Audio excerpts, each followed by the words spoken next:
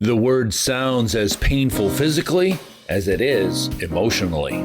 Welcome to the podcast with your host, Craig T. Owens. Craig's new book, When Sheep Bite, is available now at craigtowens.com. The word is festering. Just sounds painful, doesn't it? You've probably experienced that. I know I have, when a splinter gets under your skin and you're not aware that it's there until you see the redness and the swelling, the festering that's there. And you know that as soon as you get that splinter out, you'll begin to experience relief almost immediately. Well, the same thing is true emotionally.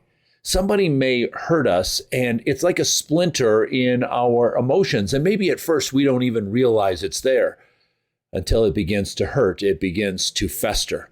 Sometimes it shows up in physical symptoms. Sometimes it shows up in the fact that we're constantly rehearsing in our mind that hurt that took place. Or sometimes it shows up when we begin to snap at people that are around us and totally innocent, and they haven't done anything to us, and we find ourselves being very short with them.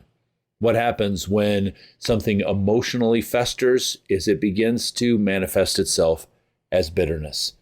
In a recent episode of the Craig and Greg Show, my podcast partner and good friend Greg Harris was talking to me about my newest book. Check out what we had to say about bitterness. Any cautions on becoming bitter as a leader? I mean, you talk about it at times in different chapters, just like guard your heart, but like the bitterness, that's pretty easy. Well, I remember there was a dear, sweet lady who had a lot of years of experience going through this. And when we were, my wife and I were going through a really rough pasture with a lot of biting sheep. And I had a chance to, both of us, to spend some time with her. And I remember her leaning across to Betsy and putting her finger right on her chest like this. And she says, "Don't let it get in there." Don't let it get in there, because it's too hard to get out and it's not worth it. And that's, I think, when you start internalizing it. And so I do talk about some ways to I have one chapter that's called your emergency release valve, Get rid of steam. how do you pop that, but, and how it has its appropriate place. That's why I originally just called the title your release valve.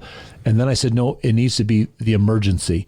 This can't be an ongoing thing, because then that's telling me that it's getting to that win-lose thing. Yeah. I need to, I release the steam so that I can come back in a better place. And that's keeping the bitterness out of my heart too. Yeah. But the hardest thing to do, but the most effective thing, is forgiveness. Yeah.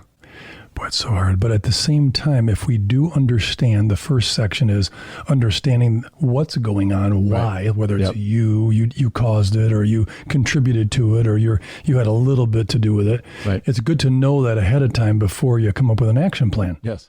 The best approach is to not let it get in there, but once it is in there, the next best approach is to get it out of there as quickly as you can.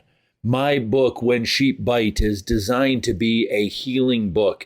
It's divided into 3 sections. The first section allows us to look at our own heart.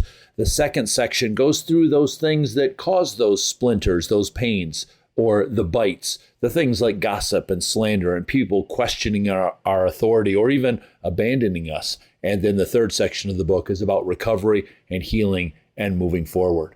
I'm really excited to announce that later this summer, I've been asked to lead a cohort of pastors. This will be exclusively pastors who want to heal from the bites that they've experienced. I hope that you can join me for that.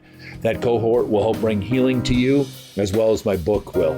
In the show notes, I've shared links where you can pick up a copy of the book, or you can join me on this upcoming cohort. Craig's new book, When Sheep Bite, is available now. To order, go to craigtowens.com.